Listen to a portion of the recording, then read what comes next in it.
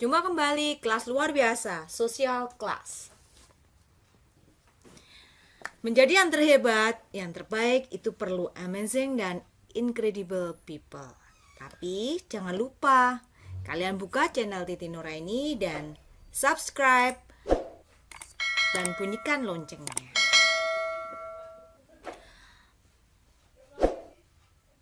Oke, kita kembali di sini kita akan menerangkan tentang action research, kearifan lokal. Apa toh dalam bayangan kalian action research itu? Ya, action research adalah segala sesuatu yang kita mengerti tentang sebuah permasalahan. Kemudian kita mengerti tentang sebuah permasalahan, kemudian kita mengembangkan, kemudian kita mencari pemecahan masalah dan kita mengevaluasinya. Itu terus-menerus seperti itu. Namanya action research. Nah, action research ini nggak akan terjadi penelitian yang nggak akan berhenti pada satu titik saja. Namun terus bergulir dan menjadi sebuah perubahan-perubahan yang kecil-kecil dan lama-kelamaan jadi perubahan yang proses. Tentang kearifan lokal. Kearifan lokal kemarin kita bicara bahwa yang namanya kearifan lokal itu adalah segala sesuatu yang ada di masyarakat kamu. Hanya di masyarakat kamu saja.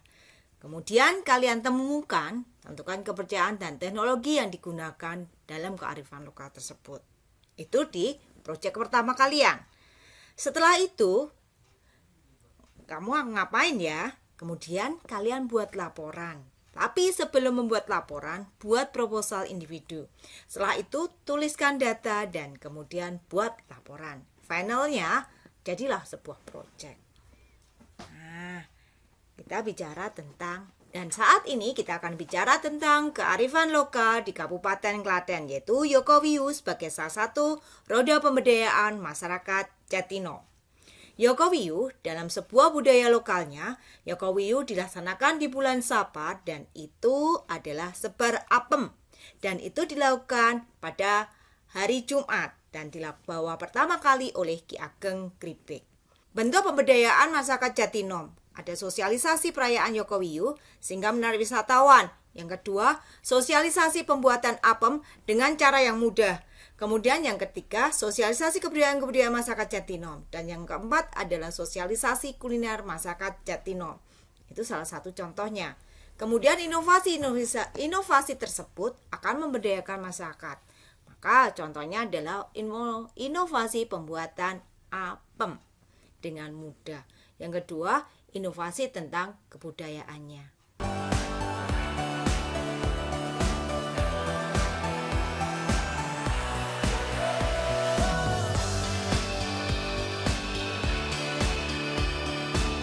Nah, kita dalam pembuatan proposal penelitiannya, kita melakukan satu pendahuluan, yaitu persiapkan diri kalian dengan melihat latar belakang permasalahan, rumusan masalah, dan tujuan penelitian. Apa toh rumusan masalah itu? Ya, rumusan masalah adalah latar belakang masalah itu adalah latar belakang yang mendahului terjadinya sesuatu yang ingin kita teliti. Jadi sebelum ada rumusan masalah, kita ada latar belakang masalah yang akan memunculkan sebuah rumusan masalah. Dari situ, tujuan penelitian kita kayak apa? Nah, disitulah yang tertuang di dalam pendahuluan. Tujuan penelitian, rumusan masalah, dan nanti kesimpulan harus selaras. Jadi kalau rumusan masalahnya 3, berarti tujuan penelitiannya juga 3, dan kesimpulannya juga 3. Sementara yang kedua yaitu adalah kajian pustaka di bab kedua. Maka di sini kalian harus menemukan teori-teori yang sesuai dengan judul penelitian kalian. Jadi di sini, kalian melihat penelitian judul kalian dahulu, kemudian melihat oh ini teorinya seperti ini. Kemudian kalian cari, misalkan kayak tadi adalah sosialisasi tentang kuliner di Jatinom. Kemudian kita akan melihat Jatinom itu seperti apa. Kemudian kulinernya seperti apa. Kemudian kulinernya seperti apa. Dan di situ kuliner di Jatinom itu seperti apa. Nah, ada 3 teori yang kalian jelaskan di bab 2. Kemudian yang selanjutnya adalah setelah pembuatan kajian pustaka, kita akan berbicara di bab 3. Di bab 3 itu ada kita berbicara tentang Ya, metodologi penelitian. Di metodologi penelitian, kalian lihat subjek penelitiannya. Kemudian cara mendapatkan datanya, cara mengolah data, dan cara menganalisa data. Nah, kalian bisa buka di YouTube Titi Nuraini, kemudian tentang penelitian. Kemudian, setelah itu kita datang di objek penelitian kita yang ada di sekitar kalian. Namun, tetap jaga jarak dan memakai masker. Selalu mencuci tangan dengan air yang mengalir atau hand sanitizer. Dan tuliskan data yang kamu dapatkan dengan sebuah field note. Ditulis dalam laporanmu tanpa menambah maupun mengurangi. Tapi jangan menunggu data kamu selesai dulu. Laporan terdiri dari proposal.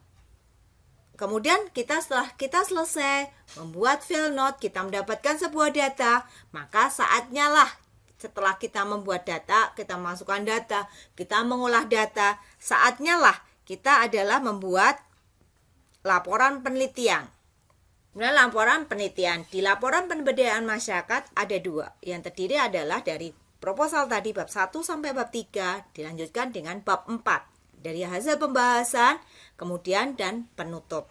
Di hasil pembahasan ini, kita akan berbicara bahwa hasil itu didapat dari penelitian yang ada di lapangan. Kemudian dianalisa dengan menggunakan teori yang ada di kajian pustaka, namun menggunakan bahasa kalian. Setelah itu, kalian menuju ke bab 5, yaitu terdiri dari kesimpulan dan saran. Tadi sudah dikatakan sebelumnya bahwa yang namanya rumusan masalah, tujuan penelitian itu harus jumlahnya sama.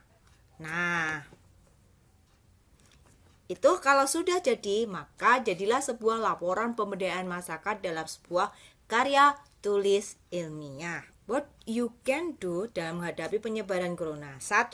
Jaga imunitas tubuh. Jaga tidur kalian, social distancing, dan tetap di rumah saja. Biasakan cuci tangan dengan air yang mengalir, tetap memakai masker, dan hindari kerumunan. Bersama kita bisa mengatasi penyebaran corona COVID-19. Oke, sampai jumpa di lain waktu di pertemuan yang akan datang. See you.